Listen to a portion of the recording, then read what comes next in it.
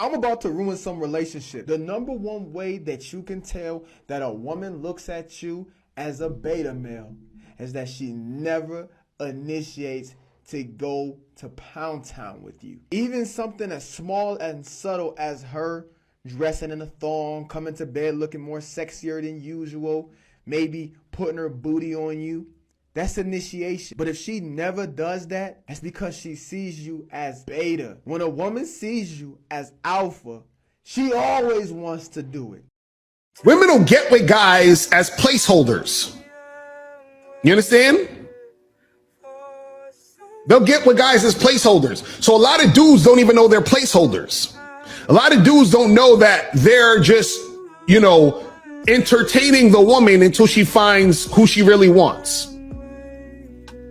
Do you know how hard it is to get rid of a woman who actually likes you, who actually respects you, who actually loves you? Do you know how hard it is to get rid of that woman? And y'all talking about some hypergamy? See, of course she's going to monkey branch and jump to the next dude because she always thought you wasn't shit.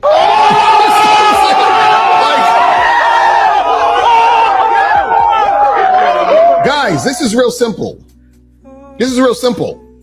The reason why women do shit like that, the reason why women, all of a sudden flip the script, the reason why women treat you like shit, the reason why women got an attitude with you, the reason why women fucking diss you and disrespect you is because they never liked, loved, or respected you in the first place.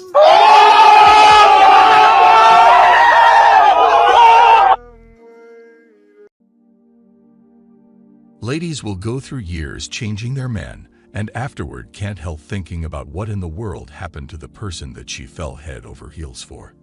They incidentally do this stuff. This is only a piece of female nature. It can require many years, and a ton of the times you don't see it working out. It simply occurs through little concessions. It begins with essential stuff like hello, put your white socks in the white hamper and your dull socks in the dim hamper. Try not to clean your teeth around there since you will get toothpaste on the rug. Little things like this to a great extent, while previously you only sort of tossed your clothing any place you felt like it, and you'd trample a house with next to no garments, and cleaning your teeth any place you need to since you're a man and your whole house is your palace. Out of nowhere, you begin to get this large number of limitations and constraints and limits put around your life, and as you consent to every single one of them, you begin going through the course of bedalization through 1,000 concessions. It diverts men from a pet that she cherishes and respects into a furrow horse that she sees just a utility that she will genuinely manhandle and doesn't have any desire to bang excitedly any longer. In the event that you're not mindful and you don't control the casing of the relationship, odds are this will happen to you. It will make you frail, delicate, poor, unwanted to your lady. This course of vitalization by 1,000 concessions is a certified danger, particularly if you cohabitate and get into a relationship. If you have children, I can't perceive you the number of ladies with kids close behind that are divorced.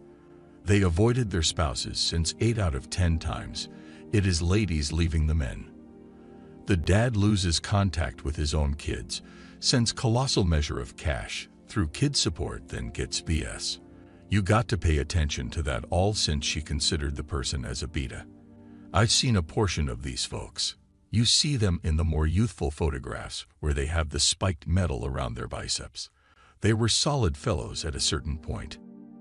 A great deal of men goes through this cycle in a marriage. This is where the frame truly matters. What I mean by frame is one individual enters the other's frame in marriage. The man enters her frame or she enters his frame. It happens constantly. Once in a while it's this way and that. By the day's end, if she's not working in your frame and you're working in her frame, you will go through bedalization through 1,000 concessions. This is where the dangers begin to become dangerous. Assuming you get separated, you lose care of your children. You could see them each and every other end of the week, and on Wednesday night for supper. These things will happen to beta men more frequently than alpha men. Ladies don't separate from alpha folks. They don't run off and begin banging another person or spending time with Kevin from deals or Steve from bookkeeping.